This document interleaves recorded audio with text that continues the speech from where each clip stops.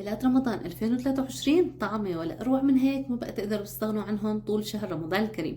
تابعوا الفيديو للآخر ولا تنسوني من الدعم والاشتراك في القناة وتفعيل زر الجرس والضغط على اللايك فضلا منكم وليس أمرا. بتمنى كمان مشاركة الفيديو مع الأصدقاء قد ما بتقدروا مشان قناتي تكبر فيكم. رح أحط لكم حسابي على الفيسبوك والإنستغرام والتيك توك أسفل هذا الفيديو بصندوق الوصف. بتمنى منكم هناك الدعم والاشتراك. بالبداية رح أبلش أكبكب بالكباب مشان أتركهم بالبراد ليبردوا لموعد الفطور وأحطهم بالفرن. معي كيلو ونص من اللحم الهبرة ونص كيلو من اللحمة المدهنة. بحطهم بوعاء غميقة ونزلهم معلقة من البقدونس مفرومة فرمة مو كتير ناعمة، ومعلقة من الملح معلقة كبيرة، ومعلقة كبيرة من بهارات الشوا، ومعلقة كبيرة من الفلفل الأحمر الحلو. وبحط لهم 4 أسنان توم مهروسين و3 حبات بصل مبروشين برشة كاملة على البراشة الناعمة. هيك بكون كل البهارات تاعت التتبيله تاعت الكباب جاهزه.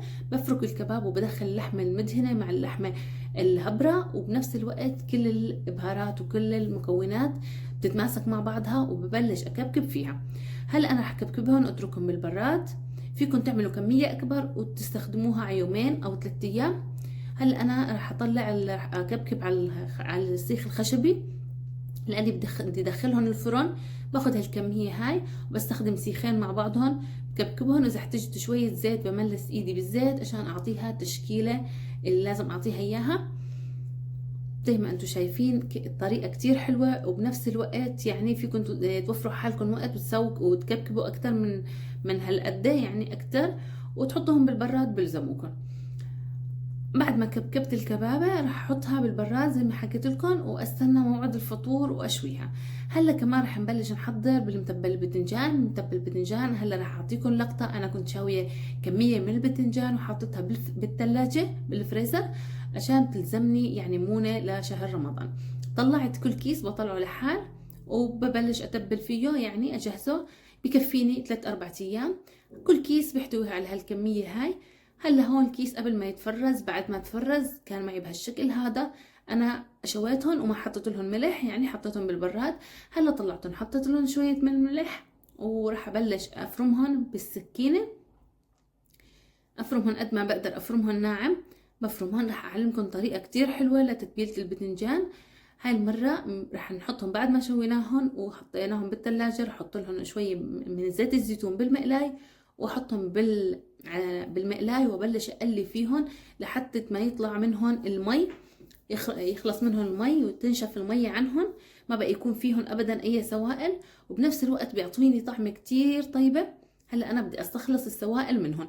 زي ما انتم شايفين بضلني اقلب فيهم لينعموا معي ويعطوني هذا الشكل. عن جد طعمتهم كتير رهيبه، جربوها. وبنفس الوقت بضاينوا عندكم بالبراد يومين او 3 ايام حسب ما انتم بدكم.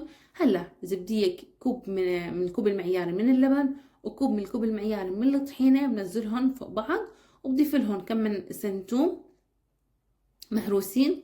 اذا ما بدكم توم فيكم تستغنوا عنه، كمان بيكون اللي بدكم اياه يعني. وشويه من الملح بحركهم وبعدين بنزل لهم التتبيله اللي بتنجان هو سخن. عن جد ما بدي اوصف لكم الريحه شلون تيجي لما ريحه الثوم مع اللبن تطلع لما تضيفوا البتنجان وهو سخن. طعمه ولا اروع من هيك، بتغور القلب وطعمه بتجنن. حركتهم كمان فيكم تتركوهن تغطوهن وتتركوهن لموعد الفطور. وفيكم كمان نفس الشيء تحطوهم بصحون وتجهزوهن وتغلفوا كل صحن على حدا وتحطوه بالبراد.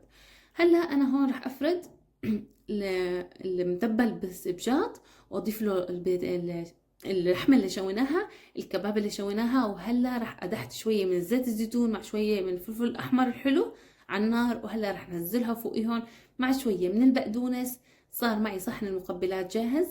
فيكن تستغنوا عنه، يعني ما فيكن. طعمه ولا اروع من هيك، وبنفس الوقت تشكيله حلوه مع الاكل تيجي طعمتها بتجنن، ما فينا نستغني عنه ابدا. شوفوا لي على هالمنظر شلون بيغور القلب. طعمه ولا اروع من هيك. كان معي جاهز، يعني شوف شلون ريحت حالي من تتبيله البتنجان ومن شوي البتنجان لما انا كنت مونته وحطيته بالثلاجه. وبنفس الوقت فيكم قلت لكم تكبكبوا كميه اكثر من الكباب وتحطوها بالبراد وتطلعوا كل كم من سيخ مع بعض وتشوهم.